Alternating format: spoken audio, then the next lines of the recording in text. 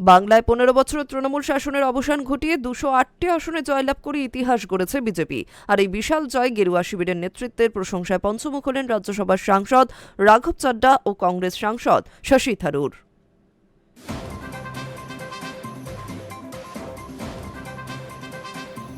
বাংলায় তৃণমূল শাসনের অবসান ঘটিয়ে 208টি আসনে জয়লাভ করে ইতিহাস গড়েছে বিজেপি। আর এই বিশাল জয়ে গেরুয়া শিবিরের নেতৃত্বের প্রশংসায় পঞ্চমুখ হলেন রাজ্যসভার সাংসদ রাঘব চাড্ডা। এপ্রিল মাসে আম আদমি পার্টি ছেড়ে বিজেপিতে যোগ দেওয়া এই তরুণ রাজনৈতিকের মতে 2026-এর এই জনাদেশ আসলে প্রধানমন্ত্রী নরেন্দ্র মোদীর বলিষ্ঠ নেতৃত্ব এবং অমিত শাহের নিখুঁত পরিকল্পনার জয়। রাঘব চাড্ডা নিজের এক্স হ্যান্ডেলে লিখছেন, বিজেপির পরিবারের সকল সদস্যকে এই অভাবনীয় ফলের জন্য অভিনন্দন।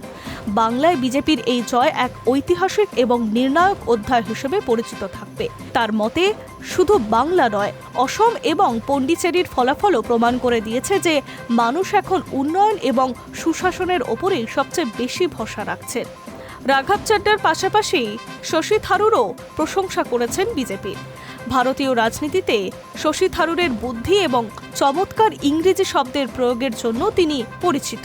সেই শশী থারুর এবার নজিরবিহীনভাবে প্রশংসা করলেন প্রধানমন্ত্রী নরেন্দ্র মোদীর এবং কেন্দ্রীয় স্বরাষ্ট্রমন্ত্রী অমিত শাহের। পশ্চিমবঙ্গ এবং অসমে বিজেপির বিপুল সাফল্যের প্রেক্ষাপট শশী থারুর এবার প্রকাশ্যেই মেনে নিলেন।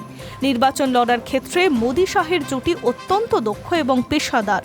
একটি সর্বভারতীয় সংবাদ মাধ্যমকে দেওয়া সাক্ষাৎকারে তিনি বলছেন, বাংলা ও অসমে প্রধানমন্ত্রী মোদী এবং অমিত শাহ খুব ভালো কাজ করেছেন। এবার আংশিক কারণ হলো তার নির্বাচনী পরিচালনা করার দক্ষতা।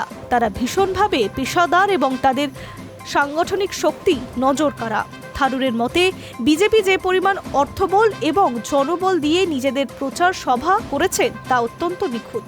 থারুরের কথায়, আমি আশা করব বিজেপির জয়ের বার্তা যেন দেশবাসীকে ঐক্যবদ্ধ করে, বিভাজন যেন না ঘটায়। Hi news network.